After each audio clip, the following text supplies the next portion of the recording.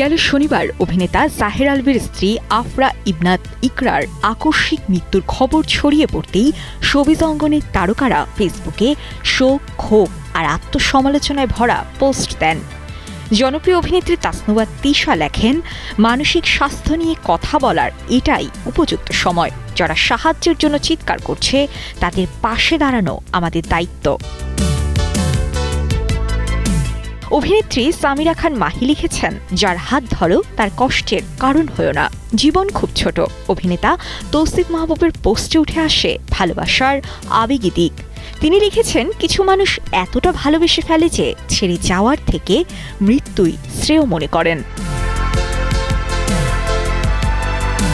অভিনেত্রী সালেহা খানম নাদিয়া দোয়া করে লেখেন, শান্তিতে থাকো ইকরা, আল্লাহ তোমাকে জান্নাত নসিব করুক। অন্যদিকে গোলাম ফরিদা ছন্দা প্রশ্ন তোলেন, কিছু একটা সমস্যা নিশ্চয়ই ছিল, বাচ্চাটা। নির্মাতা অনন্য মামুন বলেন, আত্মহত্যা কোনো সমাধান নয়, সবচেয়ে বেশি ভুক্তভোগী হয় সন্তানরা। ফলের নির্যাস ও দুধের সমন্বয়ে পোলার টর্নেডো গ্রিন অ্যাপল আইসক্রিম। মন ভালো থাক। অভিনেত্রী ফারিন খান লেখেন, মানুষ যখন মনের দিক থেকে খুন হয়ে যায় তখনই সে এমন পথ বেছে নেয়। চিত্রনায়িকা তমা মির্জা ভালোবাসার দায়বদ্ধতার কথা স্মরণ করিয়ে দেন। অভিনেতা ইরফান সাজ্জাদ সন্তানের ভবিষ্যৎ নিয়ে উদ্বেগ প্রকাশ করেন, শেষ পর্যন্ত বাচ্চারাই ভুক্তভোগী হয়।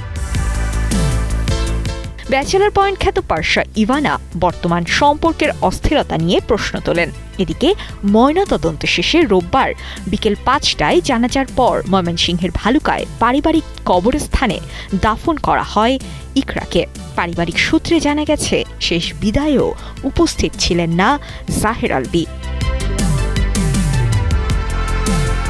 এই ঘটনায় পল্লবী থানায় মামলা দায়ের করেছেন ইকরার মামা শেখ তানভীর আহমেদ। গণমাধ্যমকে বিষয়টি নিশ্চিত করেছেন পল্লবী থানা ওসি AKM আলমগীর জাহান। মামলায় জাহের আলভি অভিনেত্রী ইফাত আরা তিথি সহ কয়েকজনের নাম উল্লেখ রয়েছে। পুলিশ ইতোমধ্যে তদন্ত শুরু করেছে। 2010 সালে ভালোবেসে সংসার শুরু করেছিলেন আলভি ও ইকরা। তাদের একমাত্র সন্তান রিজিকের সামনে এখন সবচেয়ে বড় প্রশ্ন, মায়ের শূন্যতা কিভাবে পূরণ হবে। সাজিয়া ইসলাম, কালের কণ্ঠ।